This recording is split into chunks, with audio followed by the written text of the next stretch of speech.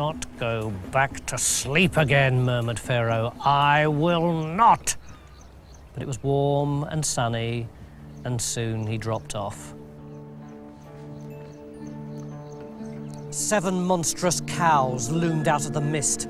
They were so tall they almost blocked the sun, so fat their udders scraped the ground. Their grassy breath steamed out of their nostrils in great clouds. Their sad moos echoed and re-echoed across the whole delta. Then out of the rushes appeared 7 more cows. Only these were tiny, mean-looking things, more like dogs than cows, with bony heads, sticky-out ribs, and nasty, sharp teeth. Their beady red eyes stared at the fat cows, and rah, they plunged their teeth into them, and the gigantic cows just stood there helpless. Chomp, chomp, chomp. They ate their legs, their bodies, their heads. Soon there was nothing left of them but a few bones. Then even the bones had been wolfed down, and the little cows, still as skinny as ever, sniffed the air for more food. Then they began to howl, and it was the loneliest, most blood-curdling sound in the world. Pharaoh thrashed about in his sleep, shaking, shouting, and covered in sweat. "Where am I?" he roared. "What's happening?" "It's just a dream," said his servant soothingly. "Look, everything's fine." Everything was fine. The birds in the reeds, the peasants in the fields, the oxen up to their knees in water. Everything. He was lying by the Nile now, watching the corn grow. Look at that magnificent bit over there. It was getting bigger and bigger by the minute. And that one. And that one. 7 enormous ears of corn, so tall their tops disappeared into the clouds. But what were these? 7 more blades began to sprout, only this was mean, spindly-looking stuff, more like weeds than corn. It turned slowly towards the gigantic corn, then suddenly wrapped itself round it, and round and round and round, squeezing the life out of it. And the gigantic corn came crashing to the earth and turned to dust. Then the little corn let out a moan, and it was the loneliest, most blood-curdling sound in the whole universe. "What's happening to me?" he roared. "What are these terrible nightmares?" For the whole morning, priests and sages tacked back and forwards across the river. Politicians came and went, magicians, astrologers, but no one knew what the dreams meant. "Back to the palace!" yelled Pharaoh. "Now!" A massive debate was taking place. People were shouting and arguing and searching through ancient papyruses, while Pharaoh sat grimly on his throne, terrified at the thought of another night of hellish nightmares. Around noon, the chefs moved in. Waiters hovered discreetly with delicious morsels, but no one was hungry. "Isn't there anyone," said Pharaoh, "in my entire kingdom who can unravel these terrifying dreams?" The entire assembly shook their heads. Crash! The wine waiter dropped his jug. "Oh dear," he gasped. "I've just thought." The entire assembly turned to look at him. "Great Pharaoh," he said, 2 years ago you had me flung into prison, which was a great experience and one that I've never regretted. But I had this terrible dream, and this other prisoner said that it meant that in 3 days you'd free me, and you did. And the sweet trolley waiter had a dream too, and the same prisoner said that it meant that in 3 days you'd have his head chopped off and stuck on a pole, and you did that too. But the thing is that I promised that I would put in a good word for this prisoner, and I didn't, and he's probably dead or hung, drawn and quartered by now, and he's brilliant. I mean, seriously brilliant at interpreting dreams." "Find him," Pharaoh ordered, "and bring him to me. If he's been hung, drawn and quartered, stick him back together again. I want him here in front of me in 15 minutes.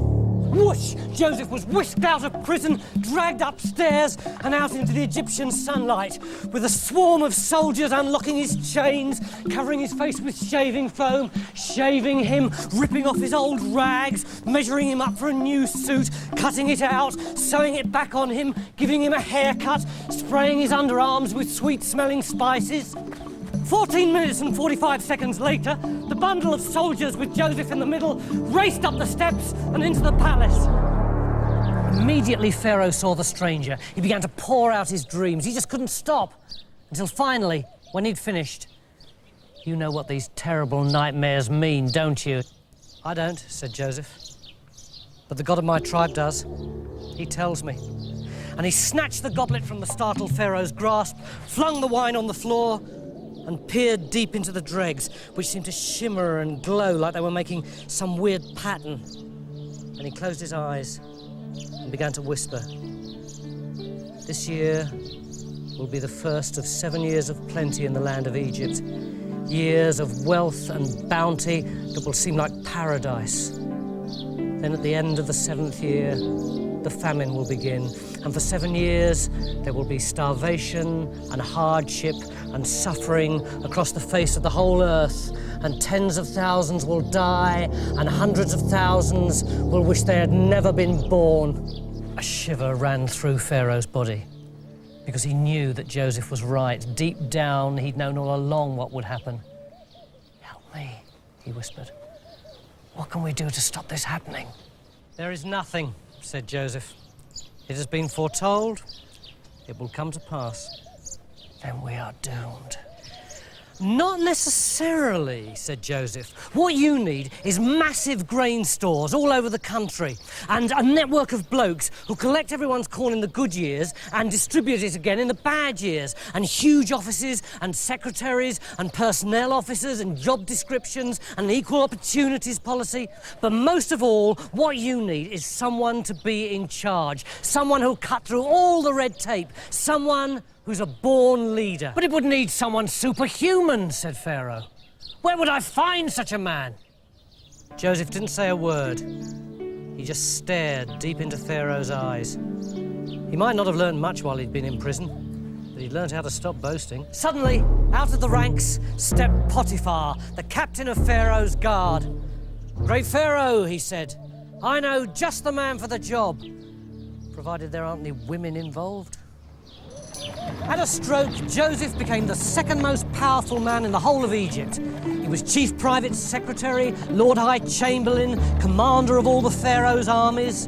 And he got a brand new uniform too. Brown, brown and more brown. But nobody dared call him a cowpat now. Make way, his servants shouted. All around him, the corn was growing, the people were fat and happy, and the grain stores were full to overflowing. Then, bang, at the end of 7 years, the bad times began. The corn withered on the stalk, the wells dried up, the animals died. The whole world was starving to death.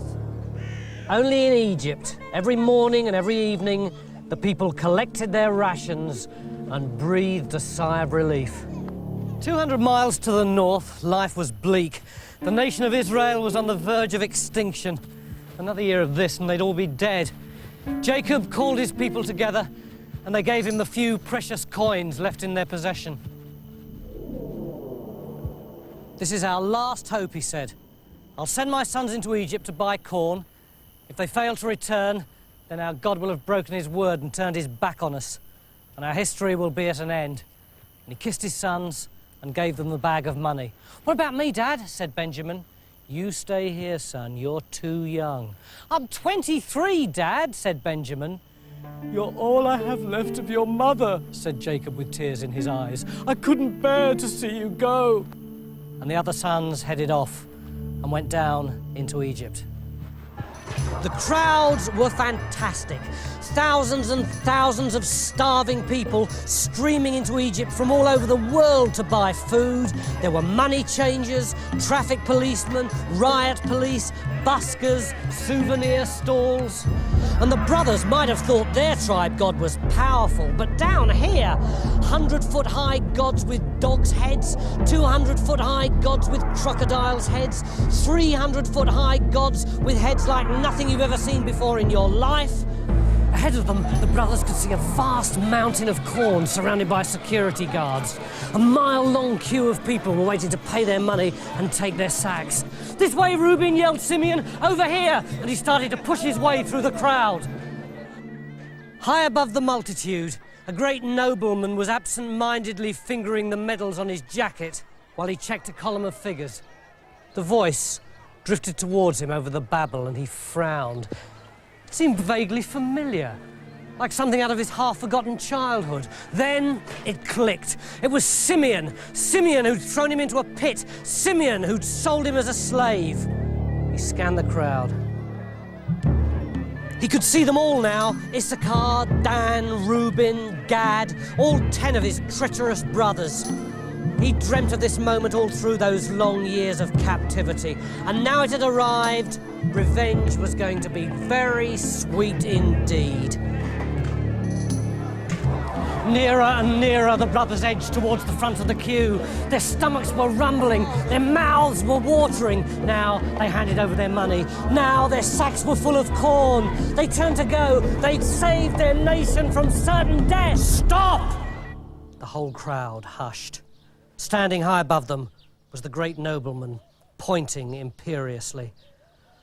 "Bring those wretched gypsies to me!" And the 10 brothers were dragged up 1,000 steps and flung at the nobleman's feet. They lay there quivering. What had gone wrong? What had they done?